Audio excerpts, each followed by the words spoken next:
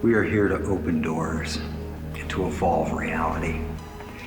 We are here to change our perception of life itself. So we will ask you for the final time. Are you willing to participate in this experiment?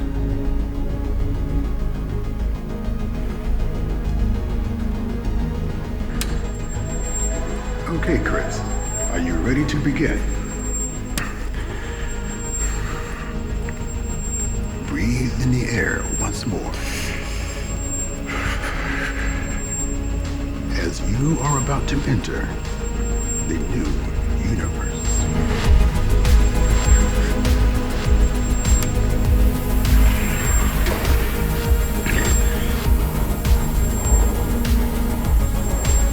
Okay, Chris, count to 10. 1, 2, 3.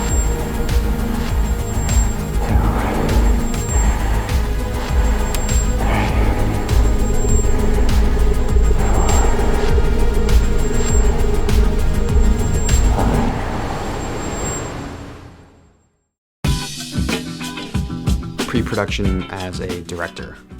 This is literally where you make your film. I've had the experience of both sides, not being prepared and being overly prepared.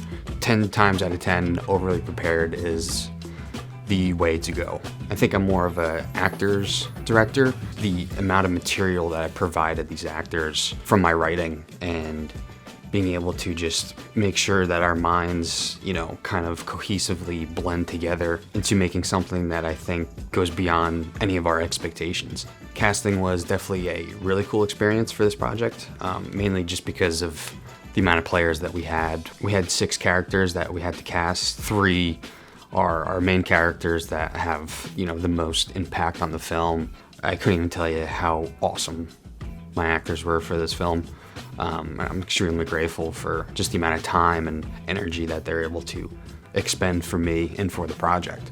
We start off with self-tapes, and then from there, I did a few interviews just to kind of get a sense of how they, vibe with the actual piece of work and the character, and I want to interview them just to see if I can genuinely work with them, if our personalities will gel together. Just from there, you're able to kind of either cross or circle, your players that you want to cast. So once we were fully casted, we had table reads, kind of chemistry tests. Then I wanted to make sure that we actually had time to rehearse before principal photography. My cast wasn't ever physically, in the same room with one another, nor was I even in the same room with some of the actors. So, I just wanted to basically get us into the same environment, see how we kind of riff off one another. Number one, make sure you don't waste any time in production, but also too is that you're only enhancing the work with the more time you can spend with it. So when it comes to prepping our cinematography, pre-production you have to do for the actual look of the film. Working with my man Dylan, my DP on the film. This was our second film together, good friend of mine, and I was fortunate enough to be able to get him on board with this. So I just wanted to throw as much as possible at him, whether it was in storyboards, lookbooks, music, any type of other films that, we generally enjoyed.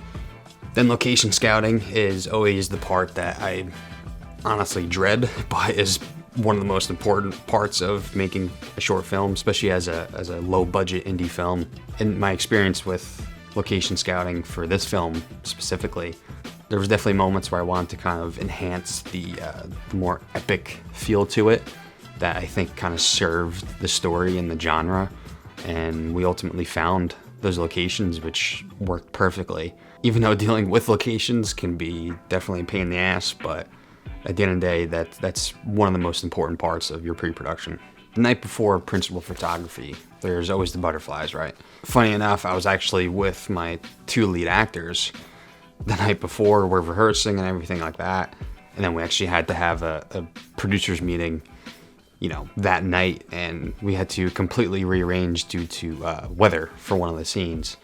So in that time, you're already nervous, trying to establish, trust and chemistry within my actors, while also dealing with all these logistics and having to move around the schedule and everything like that. So yeah, I didn't fall asleep till probably about 3 a.m. that night. My idea into that first day was to immediately establish the tone on set, to show my passion, to show my authority in a sense, to make sure, everything's treated with respect. When it comes to filmmaking, you're dealing with so many challenges so quickly in a limited amount of time. Whether it's time, weather, actor schedule, crew, locations, there's always something that comes up. I had to adapt to these certain situations, and luckily I had a team of producers that were able to kind of improvise with me as things were going on. And obviously my crew and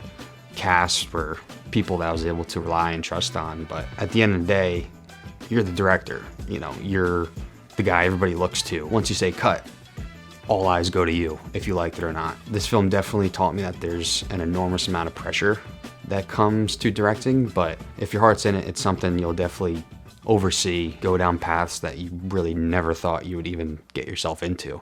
And to me, that's kind of the thrill of filmmaking. You must ask for what you really want. Do not go back to sleep.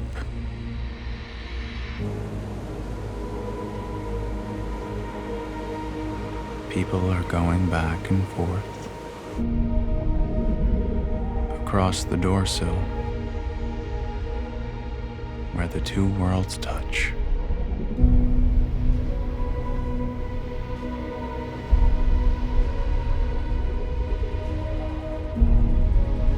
Do not go back to sleep.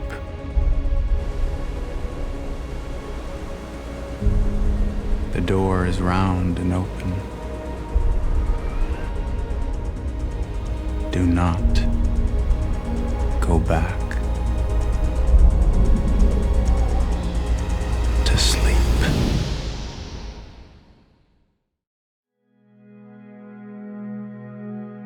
So when it comes to directing the actors on set while we're shooting, I want to establish that trust, that chemistry with each other in those rehearsals and the pre-production, but now it's game time, you know what I mean? So there's a specific scene that actually when we were setting up, the lights and camera and everything like that, we're prepping the set, me and the two actors, we were like, we just feel like we haven't hit the nail on the head yet. Like we just feel like it's still up in the air with the scene, not really sure how to approach it or if it feels good. In our gut, we knew that we needed to put in a little bit more work. So, we went off into another room and we just ran through the scene and ran through it, just constantly rehearsing to the point we finally ironed out those creases into something we felt really worked in a more, instinctual sense. On paper, I thought it read really well, but it had more of a poetic sense to it, to where when we went to go put it in real time, it just felt very phony. So we took upon ourselves to,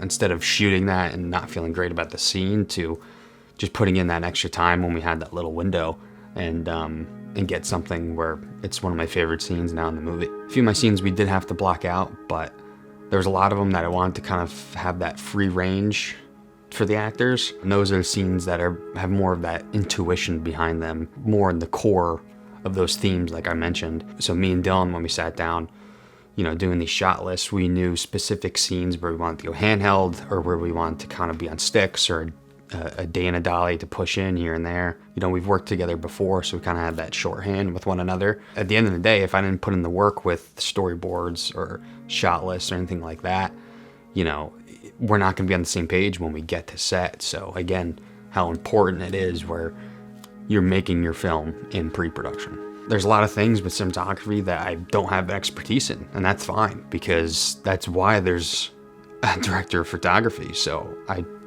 obviously chose wisely and was able to, again, trust him. I've already conveyed everything that I want out of the scene from my mind to him, and then he's giving his talents and his skills. It just shows how important the work is for any department or any collaborator that you have on set. Take control, Chris. Open your mind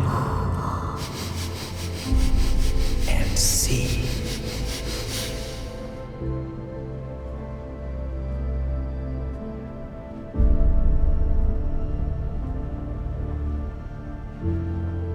Zoe, what are you doing now? No, Zoe. Zoe, put those down. Zoe! Zoe! Zoe! Zoe! Zoe, look at me! Zoe, put those down, Zoe!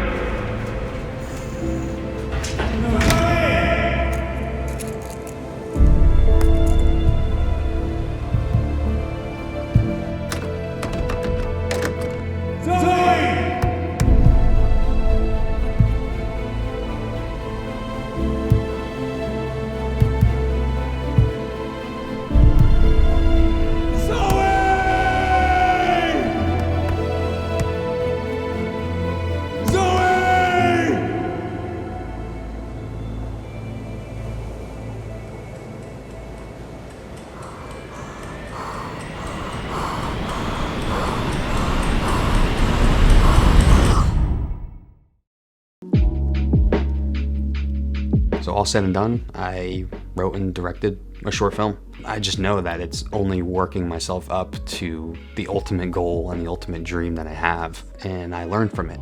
I did manage 20 to 30 people, and that's something like I wouldn't normally be interested in or even kind of like timid of, but because it's something I truly am passionate about, I'll do whatever it takes to get it done.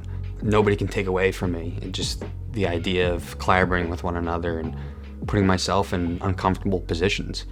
And that's something that I really wanted to exercise in this type of project. I always say to myself, there's always two goals to making a film like this. Number one is the outcome of the film, the final product, but more importantly, the experience of it. It's an invaluable experience in the appreciation that I have for literally everybody that was involved in the making of this. It's something I'll be grateful for the rest of my life for. And ultimately, at the end of the day, we're all gaining exposure from it. We're all learning, we're all improving ourselves as creators. I'm confident to say that I feel like I've raised my quality and my professionalism for the content, but also, as a filmmaker. And now I have something where I can showcase my style. I can showcase my interests, my integrity. That's the beauty of filmmaking, where it gives this immersion into the minds of these creators and how they think, or, certain topics that we want to kind of exploit or explore. Some of the best films are the ones that end audience members with questions, with insight, with kind of changing their perspective on certain topics. And as a filmmaker, that's something that I'll continuously strive for. After all the challenges, the time, the headaches, the sleepless nights, the most important thing is that, I gained confidence, and I'm now just one step closer to my dream.